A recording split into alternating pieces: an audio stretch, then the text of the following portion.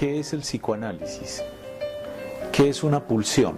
I started my professional activity as a neurologist. Sur le mot d'esprit, qu'est-ce qu'il dit d'autre? My name? Sigmund Freud. De Jacques Alain Miller llamado Los signos del goce, Silet. Comme ça, parenthèse, comme ça. Cuando los seres humanos son despertados comparten el mismo mundo, pero que cuando duermen cada uno tiene el suyo.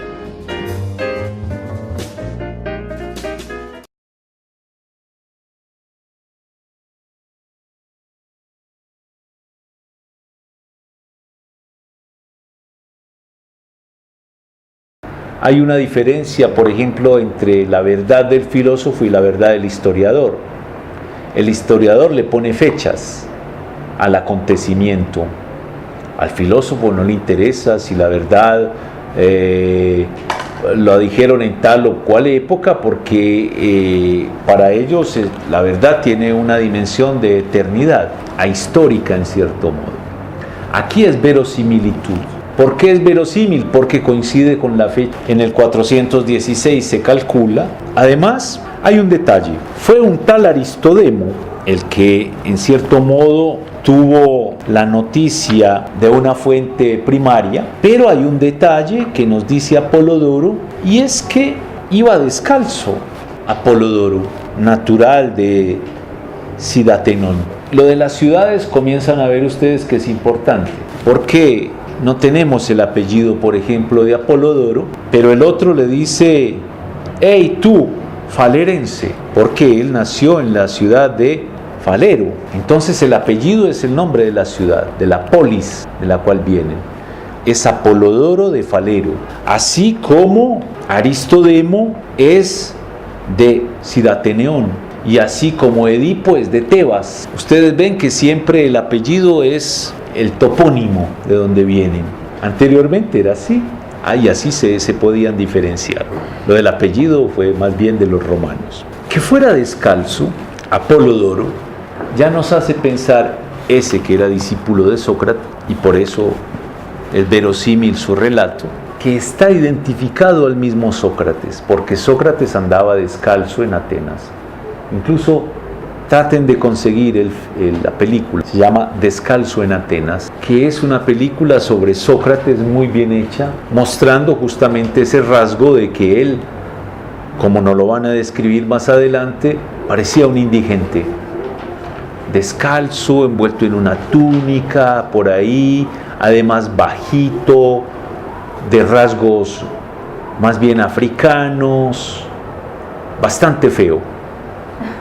Según ellos mismos lo comparan con el canon de la belleza griega, que ustedes ven, que es el canon de las estatuas perfectas, en una anatomía exaltada. Entonces retomo, dice Apolodoro: no por Zeus, dije yo, sino el mismo que se la contó a Fénix. Fue un tal Aristodemo, natural de Sidateneón, un hombre bajito, siempre descalzo, que estuvo presente en la reunión y era uno de los mayores admiradores de Sócrates de aquella época, según me parece. Tan admirador era que andaba descalzo como él. Sin embargo, después he preguntado también a Sócrates algunas de las cosas que oía Aristodemo, y estaba de acuerdo conmigo en que fueron tal como me las contó. Aquí ya sí tenemos una verificación de autoridad mayor. No solamente porque me las contó Aristodemo, sino porque yo pude corroborar y que pude pensar en la fecha, sino porque yo pude corroborar con el mismo Sócrates. Y entonces ahí dice: tu relato es más verdadero que el de Fénix. ¿Ven la vuelta que tuvo que dar? Otro detalle. ¿Por qué entonces, dijo Glaucón, no me las cuentas tú? Además, el camino que conduce a la ciudad es muy apropiado para hablar y escuchar mientras andamos. Es decir, es una conversación que se hace mientras camina. Eso tiene un nombre, peripatético. Y hubo toda una tendencia después que se llaman los peripatéticos, los que caminando filosofaban, que tiene mucho que ver con el psicoanálisis también, porque recuerdan que Freud hacía unos paseos en la noche caminando por los bosques de Viena, por los jardines. Por ejemplo, cuentan que alguna vez que lo fue a ver Mahler en una única sesión. La única sesión fue caminando, fue una sesión peripatética. Y ese fue el análisis de Mahler con Freud. Pero él, cuentan sus discípulos, muchas veces no recibía a la gente en el diván, en su consultorio, para que vean que él no fue el que creó los estándares, 45 minutos, sino que se iban a caminar horas mientras analizaban. Y así, mientras íbamos caminando, hablamos sobre ello, de suerte que, como dije al principio, no me encuentro sin preparación. Si es menester, pues, que os lo cuente, también a vosotros tendré que hacerlo. Por lo demás, cuando hago yo mismo discursos filosóficos o cuando se los oigo a otros, aparte de creer que saco provecho, también yo disfruto enormemente, pero cuando oigo otros, especialmente los vuestros, los de los ricos y hombres de negocios, personalmente me aburro y siento compasión por vosotros, mis amigos, porque creéis que algo importante cuando en realidad no estáis haciendo nada. Aquí hay una ironía, Polodoro, sobre estos pobres que le están diciendo, cuéntanos cómo fue que aconteció ese diálogo con Sócrates y los otros. La ironía está en el hecho de que él dice, vosotros hombres de negocios, y negocio es una palabra griega que fue luego traducida al latín como negotium, y ya ahí está más cerca de nuestra lengua.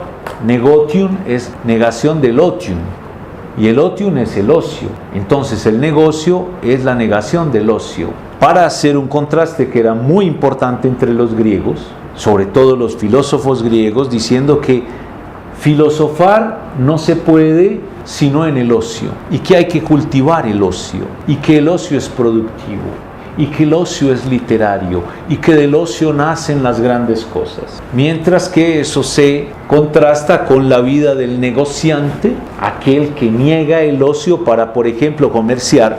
Eso entre los griegos es una oposición fuerte, sobre todo de los primeros filósofos, y que se parece un poco a los tiempos del doctorado y la maestría, donde nosotros decimos ustedes tienen que tener ocio para poder dedicarle a esto un cierto tiempo. Claro, no es tan radical, porque la educación misma entre nosotros es un negocio, y por eso no es gratuita como estas lecciones que se pasaban en algunas academias, en otras cobraban. Pero era interesante plantear eso del ocio y del negocio, porque aquí, además de la broma, la burla, aparece la ironía. No estáis haciendo nada. Cuando, por ejemplo, entre nosotros hay eslóganes como el tiempo es oro, es decir, el tiempo traducido en términos de dinero, mientras que ellos no traducían el tiempo en términos de dinero, sino de un ocio para poder dedicarse a filosofar, al arte, a las letras, a la literatura. Es ahí pues una ironía con el que comienza esto. Por supuesto que apenas voy a leer así ya de aquí en adelante salteado, porque no se trata tampoco de leerlo a la letra como merecería, pero digamos que nuestro tiempo no es el ocio eterno y tenemos que ir cortando. Pero sí me voy a detener sobre un punto, y es que ya a la altura de esos mismos párrafos aparece que el amigo, luego de que él dice vosotros hombres de negocios, etcétera, etcétera, le responde: siempre eres el mismo, Apolodoro, pues siempre hablas mal de ti y de los demás. Fíjese que lo está caracterizando. Y me parece que, excepto a Sócrates, consideras a los demás como unos desgraciados, absolutamente a todos, empezando por ti mismo. Entonces, fíjate, ya comenzó a tratarlos mal. Ustedes, hombres de negocios. Entonces, más bien, el otro le responde caracterizándolo, que excepto a Sócrates, él piensa que el resto del mundo son unos desgraciados, incluyéndose. Y le dice: de donde recibiste el sobrenombre de blando, él que está tratando con tanta dureza. Aquí hay otro detalle muy interesante. Dicen los traductores: seguimos la lectura de las ediciones de Burnett y Robin y la interpretación de la edición de Dover, ya que malakos, en griego, blando, tierno, impresionable, va muy bien con el carácter de Apolodoro, quien en la muerte de Sócrates sorprende a todos con un desesperado llanto.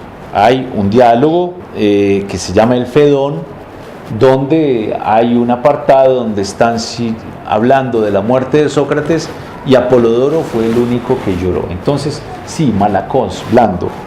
Pero aquí hay una fineza. Y ustedes ven que es que este está tratando muy duro a los otros, hombres de negocios. Y el otro le dice, aparte de Sócrates, piensas que todos son unos desgraciados.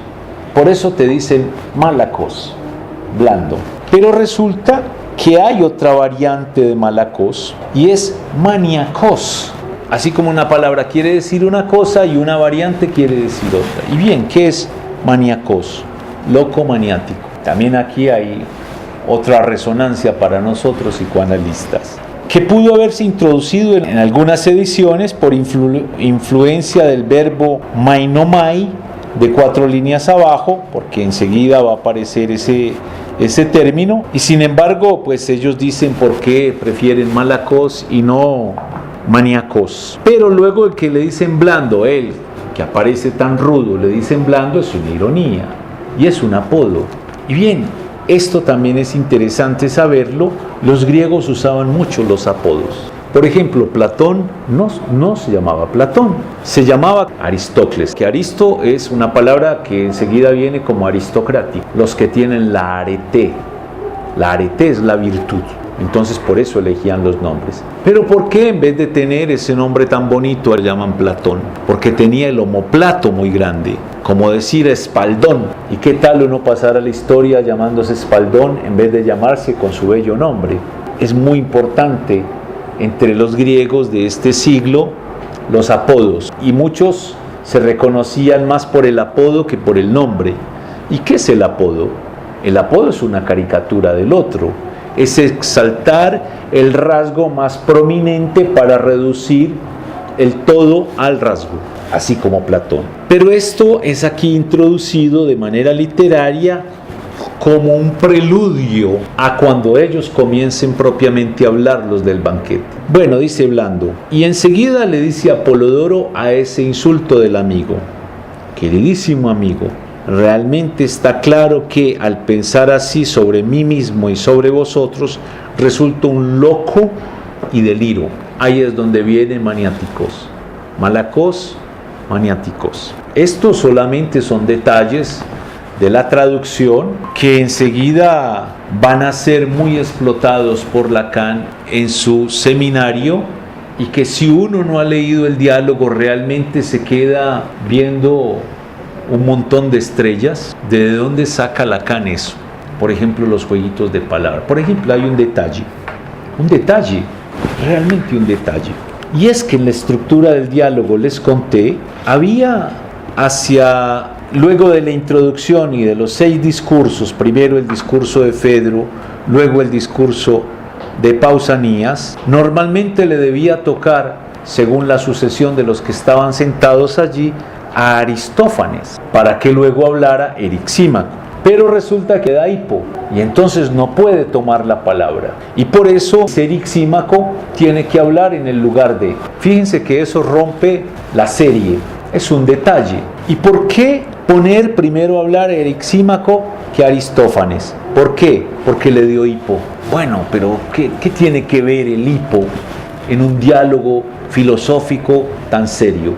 Lacan se detiene en ese detalle, y por eso él tiene una lección allí que es precisamente siguiendo el orden, la armonía médica y luego derrisión de la esfera, como lo que hace reír de la esfera. Entre esos dos viene el detalle del hipo, y Lacan se detiene y confiesa que él le llamó la atención eso, y entonces invitó a su finca a un erudito llamado Alexander Coiré, que no solamente lo conocemos por sus trabajos epistemológicos sobre las ciencias, sino porque era un especialista en Platón. y le dice: mira, he estado estudiando el diálogo de Platón para mi seminario, y entonces quería que tú, que conoces bien a Platón, pues vinieras y habláramos sobre el banquete, etcétera. Y comienzan a hablar toda una tarde en su finca, y al final, como si fuese un eco de este mismo diálogo, se despide Alexander Coiré de Lacan y le dice: Lacan, se devuelve, de todas maneras no entenderás nada del diálogo de Platón, el banquete, si no descifras por qué le dio hipo a Aristófanes. Y se va, y se queda Lacan con esa en la cabeza: el hipo, ¿por qué el hipo? Y bien, hay toda una parte de este seminario donde Lacan trata de descifrar, yendo a la edición en griego, yendo a la edición en francés, haciendo un estudio incluso de la medicina griega de la época, en Hipócrates, tratando de descifrar qué pensaban los griegos del hipo, hasta que él da con la clave. Y eso lo vamos a recrear nosotros acá. Es un detalle, pero los psicoanalistas nos ocupamos de los detalles. Y un detalle es por qué el hipo de Aristófanes antes de hablar, y por eso tiene que hablar antes Erixima. ¿Por qué? Lo vas a ver. Eso en su momento.